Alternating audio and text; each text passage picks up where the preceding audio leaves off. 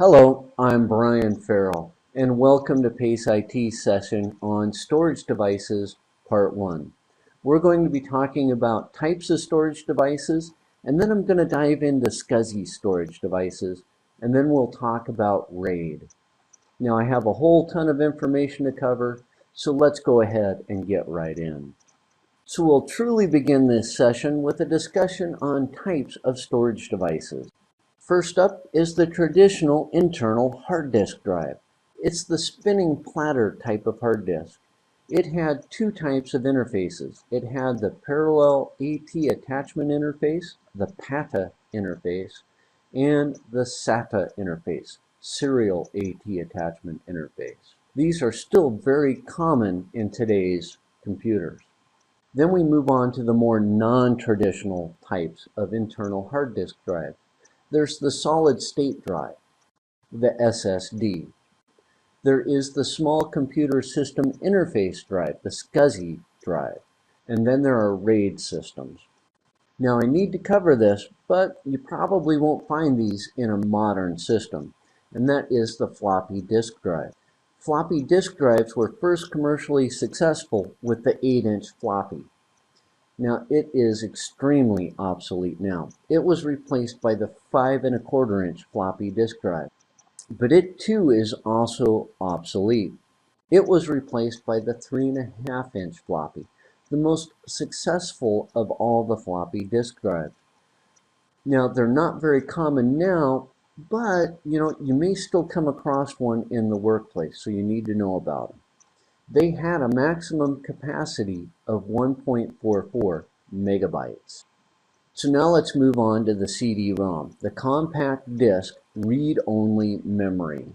When these first came out, they commonly used the PATA interface, but now more than likely you'll find them with the SATA interface.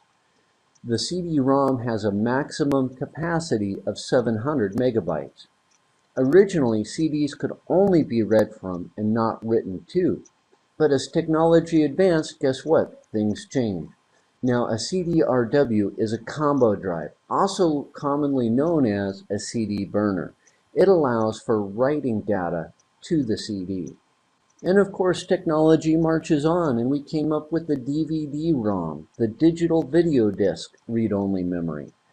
Now, it has a maximum capacity of 4.7 gigabytes in its single-layer format, and 8.5 gigabytes for a dual-layer format DVD. Now, DVDs also came out in the DVD-RW.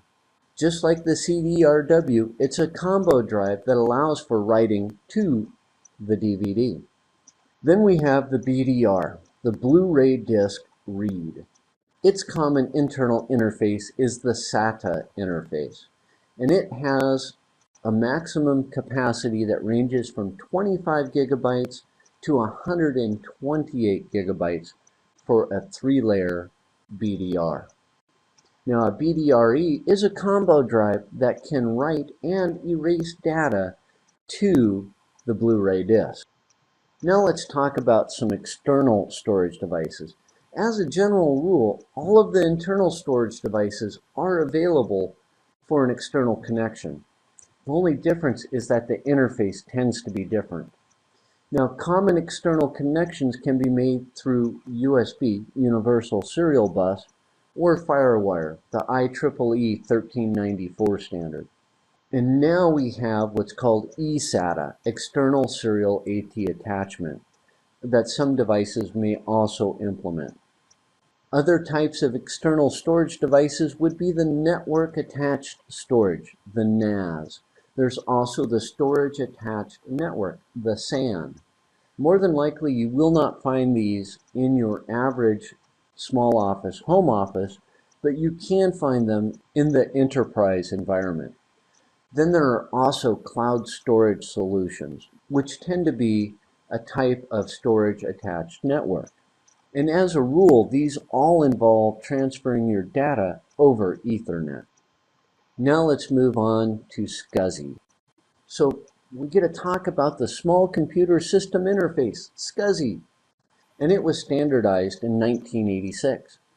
Now, SCSI was not very popular in the home market, because SCSI devices cost more than regular devices, and they are a little bit more difficult to manage than your standard storage device. But SCSI was very popular in the enterprise market because the devices were very robust and could be easily, well, fairly easily, chained together. When devices are chained together, the last device in the chain needs to be terminated in order to stop signal bounce. In order for the chain to work, the last device needed to be properly terminated. Now, SCSI's longevity has led to different versions being on the market at the same time. Another thing that you need to know about SCSI devices is that many of them were hot swappable, meaning that the system didn't need to be shut down in order for a defective device to be replaced and or for a new device to be added into the chain. Now, there are two main iterations of SCSI. There's narrow SCSI. That means 8 total components could be chained together, 1 controller and 7 devices. And then there's wide SCSI. That's where 16 total components could be chained together. Again, 1 controller and then 15 devices. Now let's move on to RAID. RAID stands for Redundant Array of Inexpensive Disks. Now, RAID is taking multiple disks or storage volumes and combining them to achieve performance gains, or fault tolerance, or performance gains and fault tolerance. The first RAID that we're going to talk about is the RAID 0, also known as a stripe set. Now, this requires a minimum of 2 volumes. Data is striped between the drives. Write a block of data to one volume, then write the next block of data to the other volume. Now, RAID 0 offers the best performance out of all of the RAID types in most situations, but it is not fault tolerant. And what that means is that if one drive fails, the whole stripe set is ruined. To combat that, RAID 1 was developed.